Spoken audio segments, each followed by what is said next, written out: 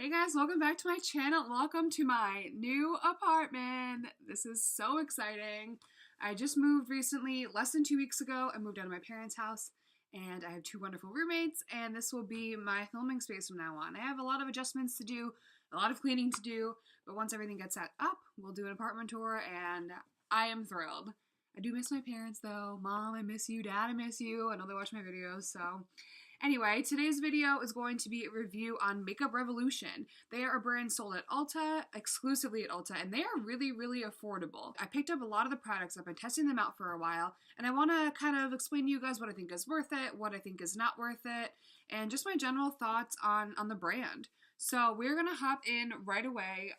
First thing I want to review is the eyeshadow palettes, because those are the things that I gravitate towards the most. I'm obsessed with eyeshadow palettes, and those kind of things I can really kind of figure out right away if they're good quality or if they're going to be difficult to work with. So I picked up two. The first one is the Iconic Pro. It's called the Salvation Palette Iconic Pro 1. And it comes with, I want to say, 16 shades. And this is what it looks like. I believe Makeup Revolution does a lot of duping of high-end products. I want to say this is the Lorac Pro 1. I'm not sure. I don't own that palette personally. So in here you get the top row of 8 is all matte, and then the bottom row of 8 is all shimmers. And I've been able to play with these for quite a while, and I think this is pretty good. I think this is a really good palette if you're just looking for some neutrals, and the mattes are really, really nice.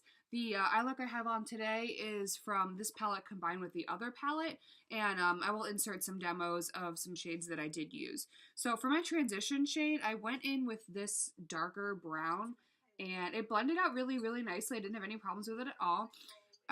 My lid shade is this gold shimmer right down here. Now, I really, really like this one. This is what it looks like from the pan. I like this shade a lot. I just think that you really need to use a glitter glue. I didn't today, and I ended up packing it on with my finger, and it looks nice, but I think that it would look a lot better with a glitter glue, something to make this a little bit more vibrant. The darker shades blend really, really nicely. There are a lot of dark shimmer shades like this purple. They're really, really nice.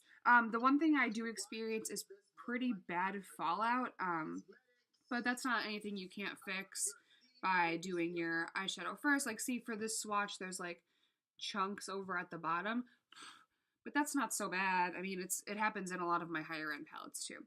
So overall, I think this is definitely something worth picking up. I will put the price down here. Like I said, they're really affordable products. So I personally like this. This came with a brush. The brush was garbage. Usually brushes that come with makeup palettes like this are garbage, and this one was no exception. I threw it away. I don't even know. I forgot what it looked like, but I knew it was a double-ended brush. So there really aren't any shades in this palette that I think are duds. Even the, there's a really dark shade over here. It looks like a black, but I think it's a dark, like, navy color. It's not really a black. That's it right there. But it is really nice. It blends out really nicely, and I do like it. Just don't expect a black. I think it's more of like a navy blue. So the next palette that I bought was this one. It says a hashtag slay on it, and it looks like those the Smashbox cover shop palettes where it's like holographic and like changes kind of colors there. This is just called the hashtag slay eyeshadow palette. And on the website, this looked so much bigger than it really is. When I opened this and saw the pan size, I was absolutely shocked. These things are minuscule. It's hard to like. I'll show you with a brush. This is a Veromona, kind of like a liner brush, like for lower lash line. That's the size of the pans. They're really, really small. And if you have like a big fluffy brush, you're gonna have some trouble kind of getting your brush into these pans. But however, the shadows in here are really, really nice. I have this this orange shade all in my crease and on my lower lash line, and this color is beautiful. It's like a pinky orange, more orange than pink. There it is. That's a gross swatch, but there it is. These colors are really, really, really nice. Same goes for these shimmer shades. I recommend using a glitter glue, but I do that with every shimmer shade, whether it's a Viseart shade or something from Makeup Revolution. So it doesn't make too much of a difference to me if I do have to use one. But this is awesome. I really, really like this. I know they have a bunch of other ones of this kind of style. I have yet to pick one up, but these are really, really nice. If you're going for like a warm look, which I 100% go for. So I always like to look at the darkest shades in the palettes because darker shades can be really difficult to blend and really patchy. But this one is really, really nice. It's like a mid-toned kind of mauve-y purple, and I really, really like this. And I'm all about this hashtag slay. I'm all about the holographic. I think this is really, really nice. And again, the price will be somewhere down here for you. So I definitely would recommend picking this up. The one thing to note about these palettes, these little ones right here, they come with an eye primer. And this is just Makeup Revolution eye primer. But this thing is glitter. This thing is, I went to go put this on the first time I used it, and it's just glitter. And it's a cream shadow for me. It's a really, really thin cream shadow. I would use this as a cream shadow or like an inner corner highlight, something like that, but this is not an eye primer. Do not use this as an eye primer. For my look today, I use the Benefit Stay Don't Stray eyeshadow primer, and it's fine. So the next thing I put on was bronzer. This is the Vivid Baked Bronzer in the shade Golden Days. It's really pretty on the inside. It's just a plastic component there, but it's hard plastic. I don't think it's going to break. So this is what it looks like. I have dug into it obviously a couple of times to test it out, but it's really, really nice. This is not a matte bronzer. This is a kind of shimmery bronzer. It definitely has some sheen to it. And this product comes out pretty orange. I don't know if you guys can see that, but it's orange. It is too orange for me to be a contour. I'm very fair. A lot of times warmer tones like this just pull really, really orange on me. But when you do blend it out, it doesn't look as orange, and I quite like it after I've blended it out. The brush that I used with this was my Laura Mercier Cheek Color brush. I like that it's like a flatter brush.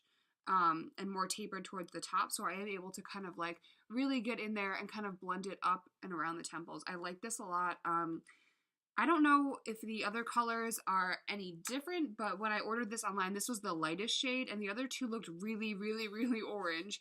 This was the least orange out of the whole collection. I do think that they carry matte bronzers, but this one I would recommend if you have a warmer undertone than I do. I'm neutral undertone, but I do pull more cool than warm. But this is really not bad for the price. And the next thing I picked up was a blush. This is a matte blush. I think that's what I was going for because I picked a more glowy bronzer. That's why I went for the matte blush. And this is in the shade Beloved. So this is what it looks like.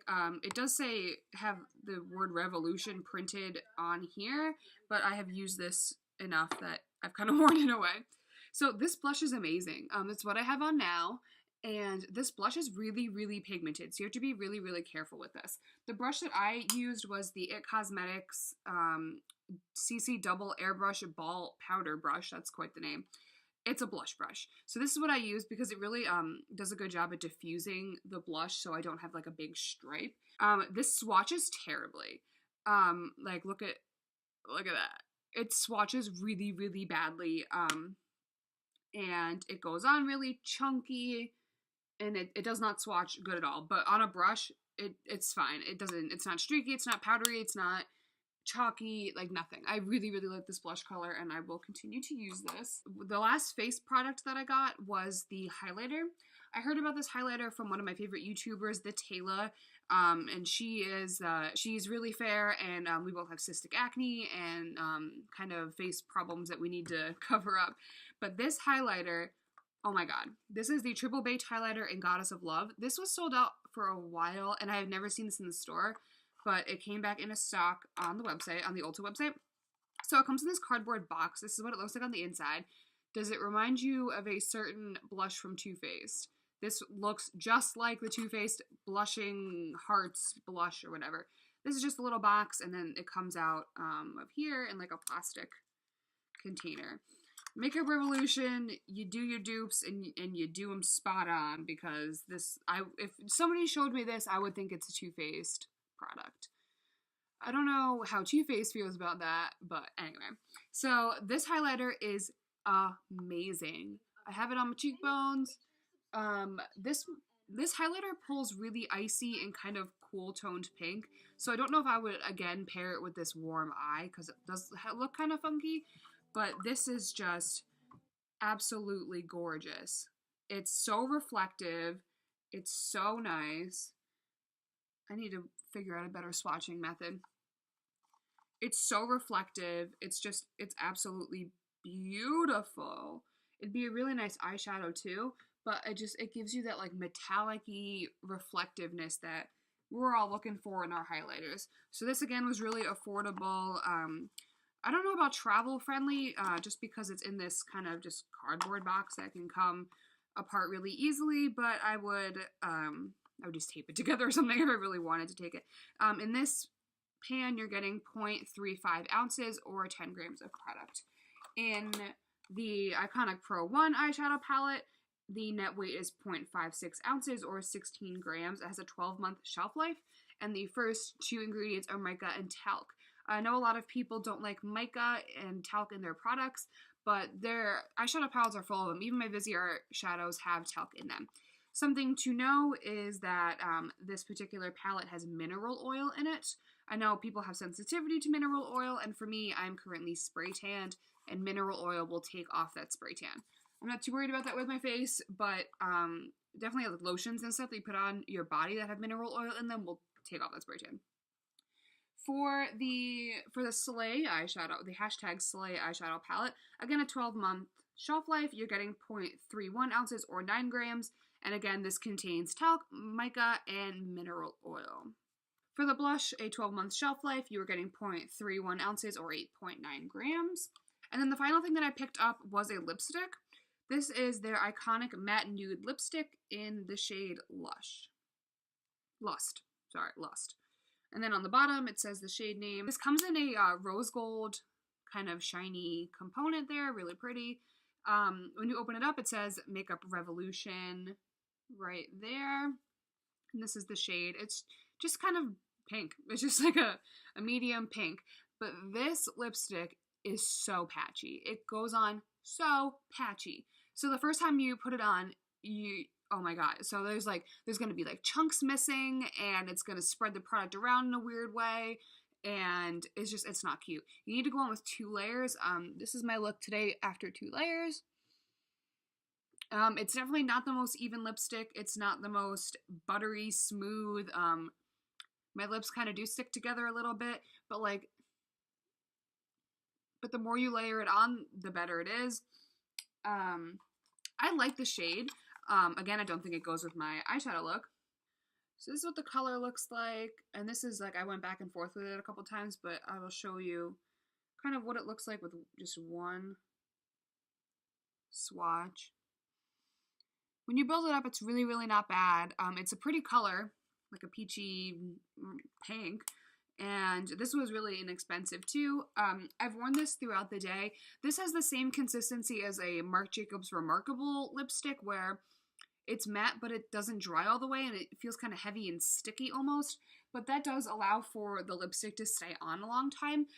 This lipstick stayed on really, really well through eating and drinking. I only had to reapply once throughout the day. So if that's something that you're going for, they do have other shades and other lines of lipstick. This is just their matte lipstick, but they have like satin lipsticks, and they have different versions of matte lipsticks that I have yet to try. But overall, I really don't think this is a bad lipstick. Would I repurchase it? No, I would go for a Wet n Wild matte lipstick. Those are, in my opinion, one of the best matte lipsticks formulas that I've ever used. They're perfect. They stay on all day. They're comfortable. They're really, really nice. So I wouldn't repurchase that again.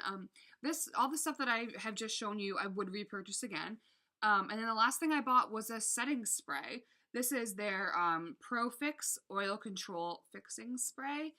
It just says deflects surface shine for a natural matte finish, look lasting up to 12 hours. So I've had this for quite a while. I'm about here in the bottle, and I don't like the smell of this. It does not smell good at all. It smells very chemically, kind of yucky. And I'm not a fan of the sprayer. It's not bad, but it's not exactly like Urban Decay All Nighter or even the Milani Make It Last setting spray. It's not as great as that. But I like this. It does not do anything for oil. I have combination skin. I get oily in my T-zone. If I find that I'm oily throughout the day and I spray this, it does nothing for the oil. Absolutely nothing. But it's a nice setting spray. I mean, it's going to be the same thing as like a MAC Fix Plus or something where it just helps all of your makeup just kind of mold together, and so it's not too powdery and stuff like that. I really don't mind it for that, but the second ingredient in this product is alcohol. There's alcohol in a lot of setting sprays, but more and more are coming out without alcohol, so that's kind of your preference. I don't use this every day, so I'm not worried that it's going to dry out my skin or anything like that, but it's just something to keep in mind if you're not kind of a fan of having alcohol in your products. I'm not, that's why I don't use this every day, but it has sunflower oil. It's got something called horse chestnut. I need to Google that and see what that is, because oh my god, it's got like aloe in it. It's got some nice ingredients in here, but nothing revolutionary. Nothing too exciting to make me pick this over anything else. So overall, those are my thoughts on my Makeup Revolution products that I picked up. There are definitely some things that are better than others. The eyeshadow palettes that I tried are really, really nice. I totally recommend picking them up. I love the blush. The bronzer I wish was a little more cool toned, but they do have tons of blush palettes, tons of contour kits, so you're going to be able to find something that's a little bit more suited for your skin tone. So if you guys have any questions about any specific product or any application tips or anything like that, just let me know. If you like reviews like this, give me a thumbs up. Subscribe, comment down below. Have you tried Makeup Revolution? What's your favorite product? And I will see you guys in my next video. Bye!